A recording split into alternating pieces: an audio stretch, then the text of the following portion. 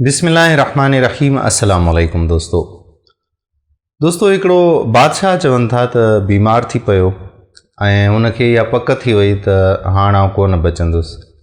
सो इन जे लाइ उन पंहिंजी पूरी ममलकत में पूरी राया में इहो ऐलान कराए छॾियो त जेको बि शख़्स पहिरीं राति जॾहिं मां इंतिकाल करे वञा, फौत थी वञा, त पहिरीं राति मुंहिंजी क़ब्र में जेको माण्हू रहंदो उनखे हिन मुल्क जी बादशाही ॾिनी वञे। माण्हुनि जे लाइ इहा अजीब ॻाल्हि हुई त क़ब्र में बादशाहजी में पहिरीं राति केरु रहे, कोई इन जे लाइ तयारु कोन पियो थिए। माण्हुनि खे ख़ौफ़ बि वरितो त किथे बादशाह को हुकुम न कंहिंजे लाइ सादिर करे छॾे त फलाणे जेको आहे माण्हू खे फलाणे माण्हू खे वठी ऐं उनखे क़ब्र में विझिजो पहिरीं राति। सो माण्हुनि में ख़ौफ़ हुयो। सो हिकिड़ो उन्हनि सभिनी में मिसकीन माण्हू हुयो जंहिंजो कुल टोटल सरमायो ई हिकिड़ो गॾु हुयो। उन चयो त का ॻाल्हि कोन्हे, बादशाह जी क़ब्र में हिकिड़ी राति मां थो रहां त जीअं उहा राति गुज़री वञे त ईंदड़ ॾींहुं बादशाह बणिजी वेंदुसि, गॾ जे मालिक मंझां बादशाह बणिजी वेंदुसि, ॿियो छा खपे। सो हुन मुड़सी कई, दिलि ॿधई त इहो कमु मां कंदुमि ऐं इहो वञी बादशाह वटि पैगाम पहुचायूं।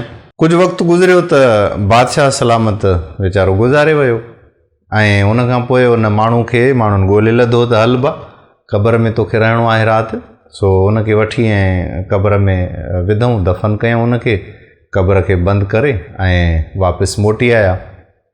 जीअं उहो वापसि मोटिया त फ़रिश्ता पहुता ऐं हिसाब किताब शुरू थियो। हमरा खे ॾिठूं त हमरा चयो त मूं वटि साईं आहे ई हिकिड़ो कुल कमाई मुंहिंजो गॾु हुई आहे, इन खां अलावा मूं वटि कुझु आहे ई कोन त मां हिसाब छाजो ॾियां।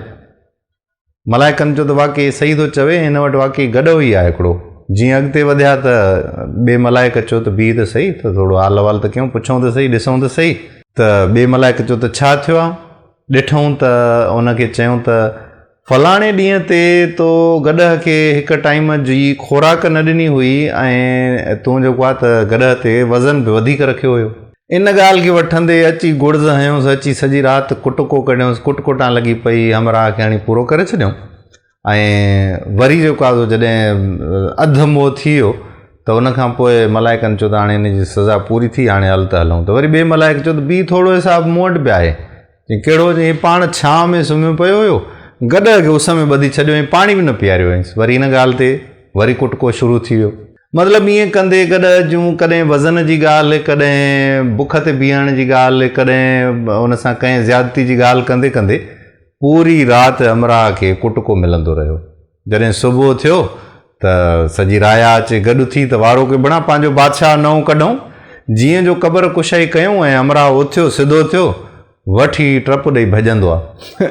भॻो हलियो वियो, माण्हू कढ हे वञे, भॼंदो नेठि वञे, पकड़ियऊंसि त बाबा ॻाल्हि त कर, छा थियो, कहिड़ो लकाउ थियो जो ईअं तूं भॻो पियो वञी, ख़ैर त आहे।